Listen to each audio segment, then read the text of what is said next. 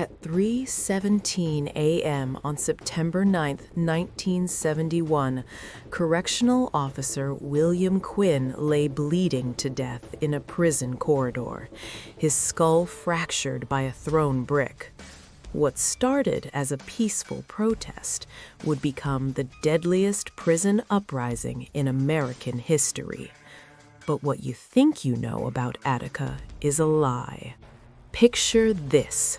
A fortress of concrete and steel rising from the farmlands of upstate New York. Attica Correctional Facility housed some of America's most desperate men.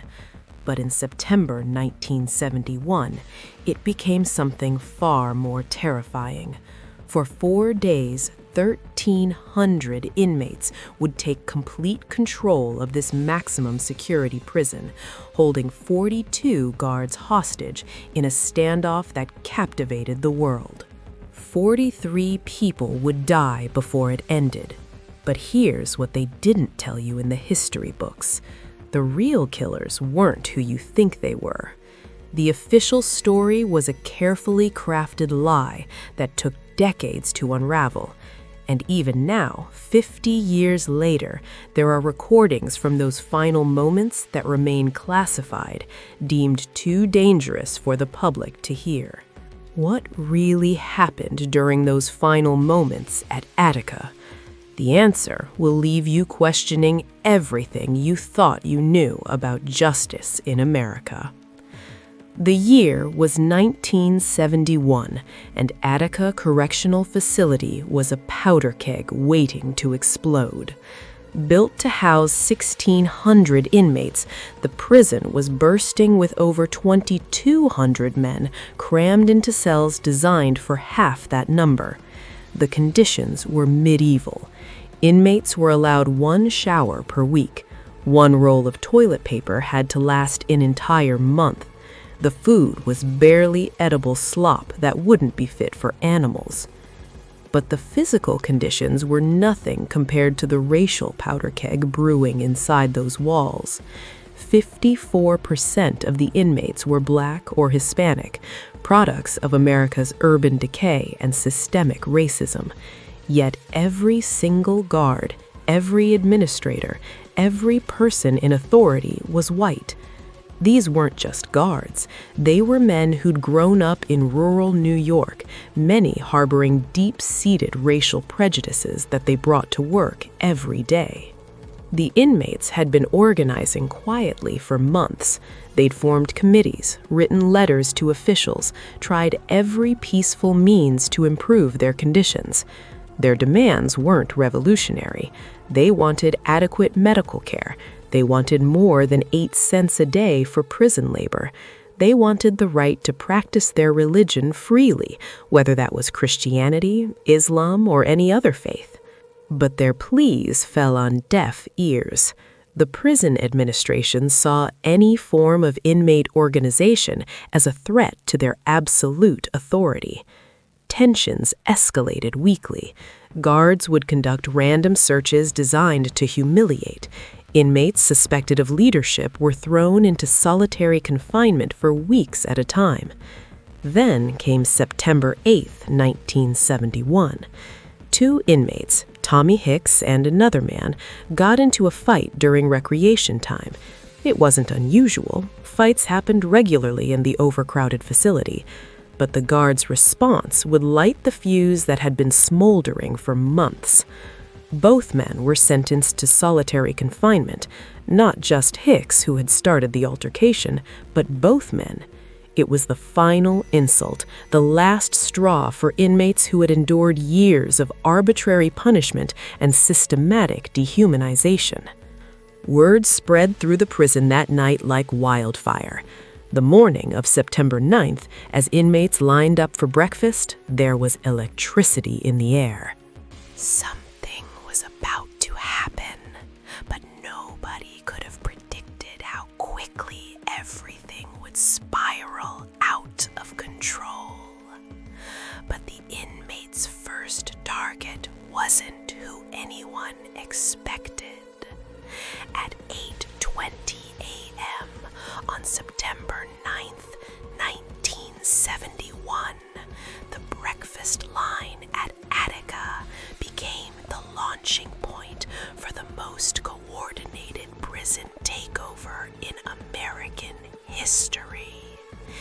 It started when a group of inmates refused to return to their cells after the morning meal.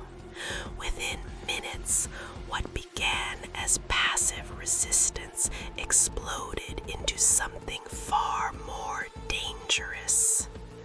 The inmates had planned this moment carefully. They knew the guard rotations, the layout of every corridor, the location of every key. In less than 20 minutes, 1,300 inmates had gained control of 4 cell blocks and were streaming into the prison yard.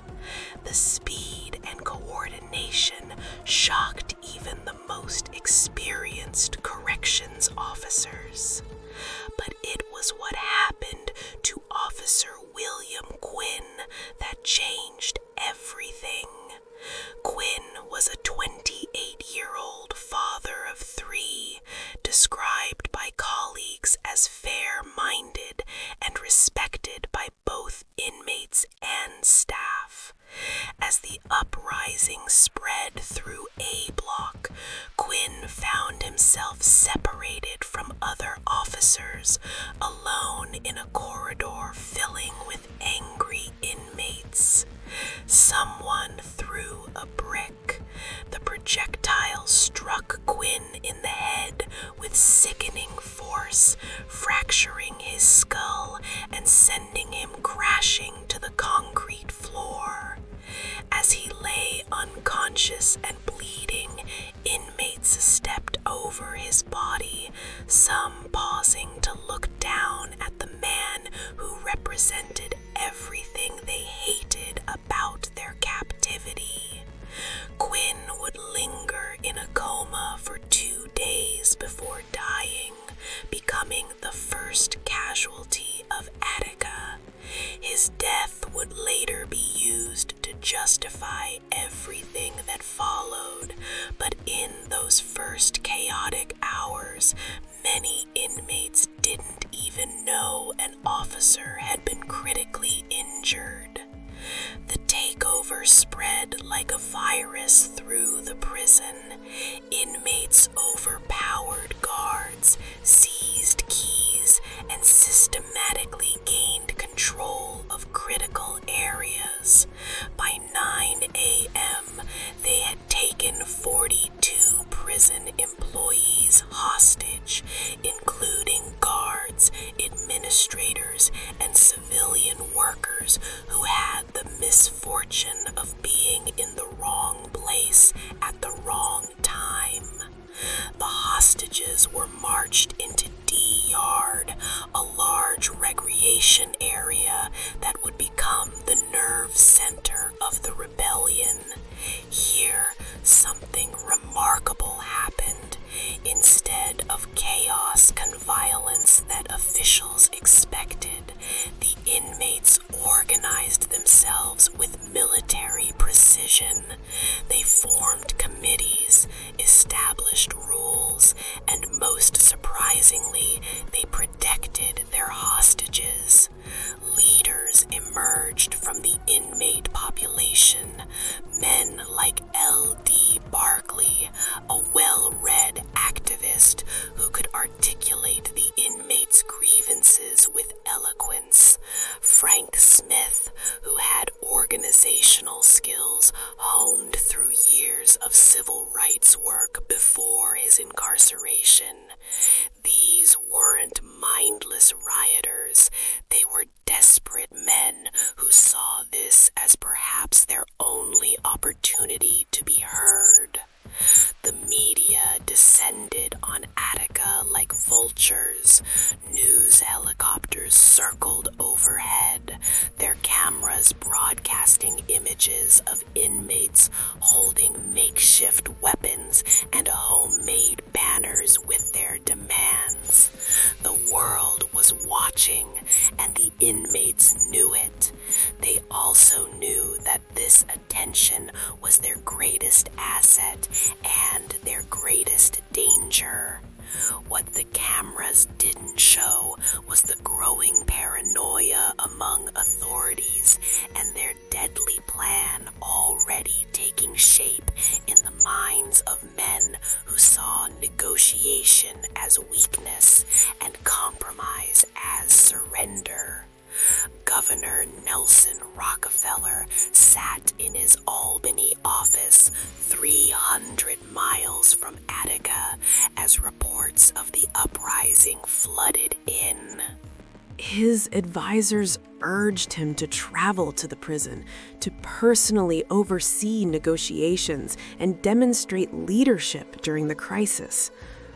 Rockefeller's response was ice cold. "I will not go to Attica." This wasn't mere stubbornness. Rockefeller had presidential ambitions, and he believed that showing any flexibility towards rebellious inmates would be seen as weakness by conservative voters. He had already built his political reputation on being tough on crime, and Attica would become the ultimate test of that image. Meanwhile, inside the prison, an extraordinary group was assembling. The Observers Committee included lawyers, journalists, civil rights activists, and religious leaders who had been invited by the inmates to witness and mediate the negotiations. Among them were William Kunstler, the famous civil rights attorney, Tom Wicker, a respected New York Times columnist, and representatives from the Young Lords and Black Panthers. What they found in D Yard defied every stereotype about dangerous criminals. The inmates had established a remarkably organized society. They had set up a medical station where inmate doctors and nurses treated both prisoners and hostages. They had established security patrols to prevent violence and maintain order. Most shocking of all, they were treating their hostages better than the prison system had treated them for years. The inmates' demands, when formally presented, were almost heartbreakingly reasonable. They wanted adequate food and medical care. They wanted an end to racial discrimination by guards. They wanted the right to practice their religion freely and access to educational programs. They wanted to be paid minimum wage for their prison labor instead of the insulting 8 cents a day. Most importantly, they wanted amnesty for the uprising itself, knowing that without it, they would face brutal retaliation. Behind the scenes, a very different conversation was taking place. Prison officials and state police commanders were not planning for successful negotiations. They were planning for war. False reports began circulating among law enforcement that hostages were being tortured, castrated, and killed by inmates. These reports, later proven completely false, were deliberately spread to justify the violent assault being planned. The authorities were crafting a narrative that would justify what came next, a massacre disguised as a rescue mission. September 13th dawned gray and ominous over Attica. Governor Rockefeller had made his decision, one that would haunt him for the rest of his political career. There would be no more negotiations, no compromise, no peaceful resolution. At 9 a.m., prison officials delivered an ultimatum to the inmates: surrender unconditionally within 1 hour or face the consequences. In D Yard, 1,300 inmates and their 38 remaining hostages waited in the morning chill. Some inmates prayed, others wrote final letters to their families, and many simply stared at the gray sky, knowing that death was coming for them. The hostages, who had been well treated during the 4-day siege, now found themselves in mortal danger, not from their captors, but from their would-be rescuers. LD Barkley, the articulate spokesman for the inmates, grabbed a megaphone for what he knew might be his final words to the world. "We are men, we are not beasts, and we do not intend to be beaten or driven as such. The entire prison populace has set forth to change forever the ruthless brutalization and disregard for the lives of prisoners here and throughout the United States. What has happened here is but the sound before the fury of those who are oppressed." At 9:46 a.m., the assault began. A helicopter appeared over D Yard, flying low and releasing a cloud of CS tear gas so thick that it blotted out the sun.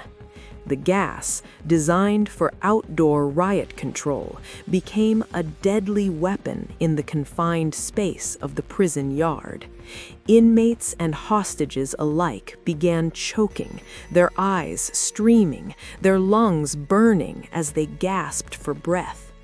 Then came the sound that survivors would never forget, the thunder of hundreds of weapons firing simultaneously. 600 law enforcement officers, including state police, corrections officers, and sheriff's deputies, stormed the prison with shotguns, rifles, and handguns. They had been told they were rescuing hostages from savage criminals who had already begun executing their captives. What followed was not a rescue operation, but a massacre. For 9 minutes, officers fired indiscriminately into the yard, where inmates and hostages were mixed together, many indistinguishable through the thick cloud of tear gas. The sound was deafening, a continuous roar of gunfire that could be heard for miles around the prison. Inmates threw themselves to the ground, crawled under makeshift shelters, and tried desperately to protect the hostages in their care. But there was nowhere to hide from the hail of bullets coming from the walls, the rooftops, and the officers advancing through the yard. Some inmates used their own bodies to shield hostages from the gunfire, acts of heroism that would be ignored in the official reports. The officers had been told inmates were armed with zip guns and other improvised weapons. What they found were men with crude knives and clubs, facing trained law enforcement with military-grade weapons. It wasn't a battle. It was a slaughter. As quickly as it had begun, the shooting stopped. The silence that followed was only broken by the moans of the wounded and the dying. Bodies lay scattered across the yard, some moving weakly, others ominously still. The tear gas began to clear, revealing a scene that would be seared into the memory of every person present. The most horrifying truth was just beginning to emerge. The hostages officers thought they were rescuing lay among the dead, their bodies riddled with bullets. But these weren't bullets fired by inmates in a final act of desperation. Every single hostage had been killed by police gunfire, shot down by the very people who had come to save them. When the smoke cleared, the real horror was just beginning. The body count at Attica was devastating. 39 people dead, including 29 inmates and 10 hostages. But the killing didn't stop when the shooting ended. What followed was a systematic campaign of torture and humiliation that revealed the true nature of the men entrusted with maintaining order in America's prisons. Surviving inmates were forced to strip naked and crawl through the yard, their bodies scraping against broken glass and concrete. Guards formed gauntlets, beating prisoners with clubs as they were forced to run between lines of officers. Some inmates had cigarettes burned into their flesh. Others were forced to lie in human waste while guards urinated on them. The revenge was personal and brutal. Guards who had been humiliated by the 4-day uprising took out their anger on men who could no longer fight back. Inmates were forced to play Russian roulette with guards' weapons. Some were thrown down stairwells, their bones breaking as they tumbled to the concrete below. Meanwhile, prison officials and state authorities began crafting the narrative that would justify the massacre. Stories spread of inmates castrating hostages and slashing their throats with improvised weapons. Newspapers across the country ran headlines about the savage brutality of the prisoners and the heroic rescue attempt by law enforcement. There was only one problem with these stories. They were completely false. Dr. John Edlund, the Monroe County medical examiner, was brought in to perform autopsies on the victims. What he found contradicted every official statement about the uprising's end. Not a single hostage had been killed by inmates. Every hostage death was caused by gunshot wounds from weapons that inmates never possessed. There were no slashed throats, no castrations, no evidence of the savage brutality that had been reported worldwide. When Dr. Edlund tried to release his findings, he was pressured to remain silent. Officials threatened his job, questioned his competence, and suggested that his report might be misunderstood by the public. The truth about Attica was too dangerous to be revealed because it would expose the lies that had been used to justify the massacre. The cover-up extended far beyond the medical examiner's office. Police reports were altered to remove evidence of the indiscriminate shooting. Witnesses were intimidated into silence. Physical evidence was destroyed or disappeared from evidence rooms. The few inmates who tried to speak out about the torture and executions they witnessed found themselves transferred to other prisons or placed in solitary confinement. For years, the official story held. The public believed that dangerous criminals had murdered innocent hostages, and that brave law enforcement officers had done their best to save lives in an impossible situation. It would take decades of investigation, lawsuits, and whistleblowing for the real truth to emerge. But the most chilling part of this story isn't the violence or even the cover-up. It's what happened to those who tried to tell the truth, and the questions that remain unanswered even today. The conspiracy to hide the truth about Attica reached the highest levels of government and lasted for decades. Key witnesses began dying under suspicious circumstances. Malcolm Bell, the prosecutor assigned to investigate the uprising, found his investigation stonewalled at every turn. Evidence disappeared, witnesses recanted their statements, and superiors reassigned him when he got too close to the truth. Bell would later write that he believed the cover-up was more criminal than the original massacre. Officials had deliberately falsified reports, destroyed evidence, and perjured themselves in court proceedings. Yet not a single law enforcement officer was ever prosecuted for the killings at Attica. Governor Rockefeller, far from being damaged by the massacre, used it as a stepping stone to national prominence. He portrayed himself as a tough leader who wouldn't negotiate with terrorists, a message that resonated with voters frightened by urban riots and rising crime rates.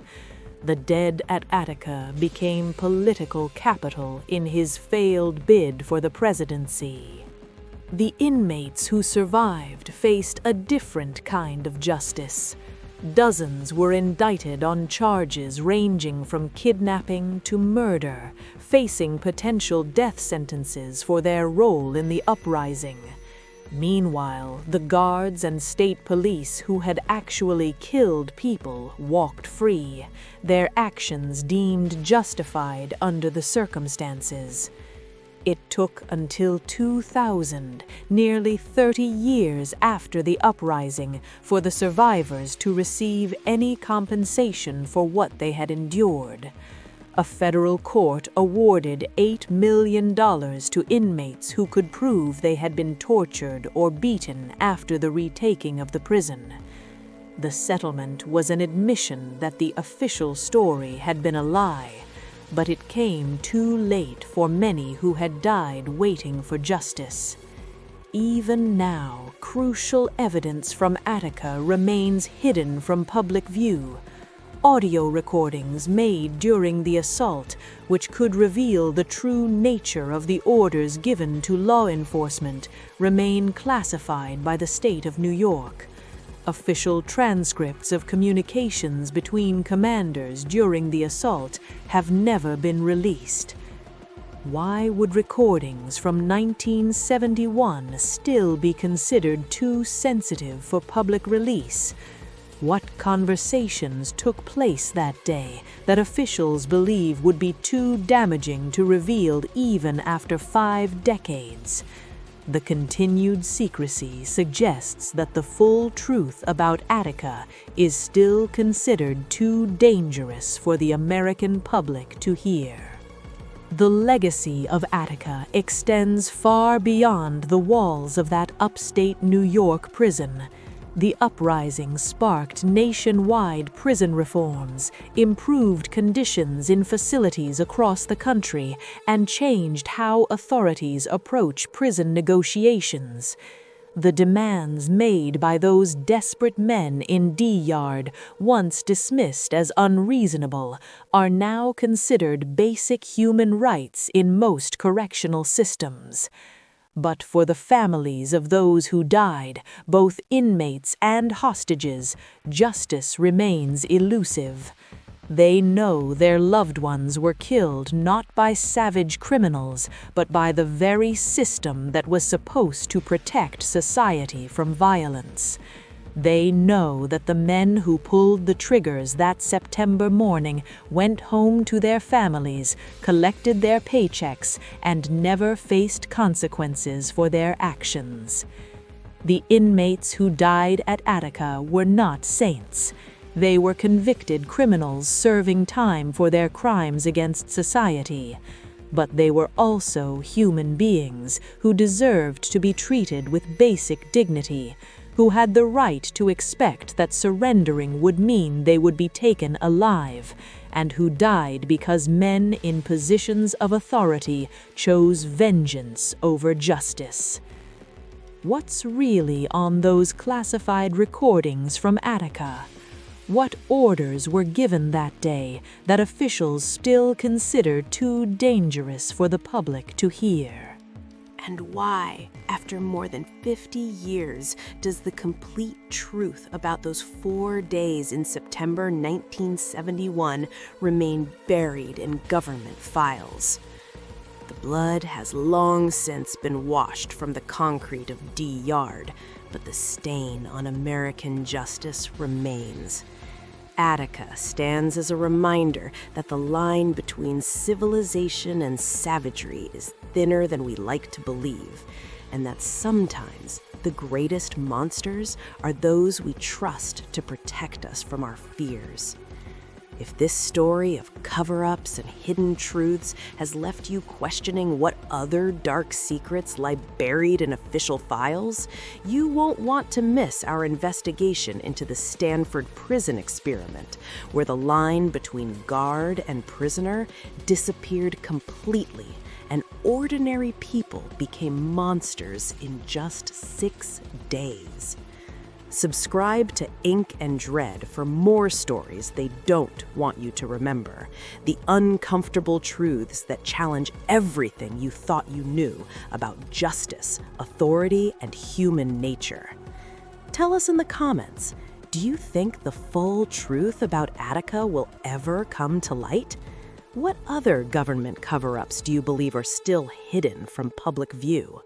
And most importantly, what does it say about our society when the people sworn to protect us become the very threat we need protection from?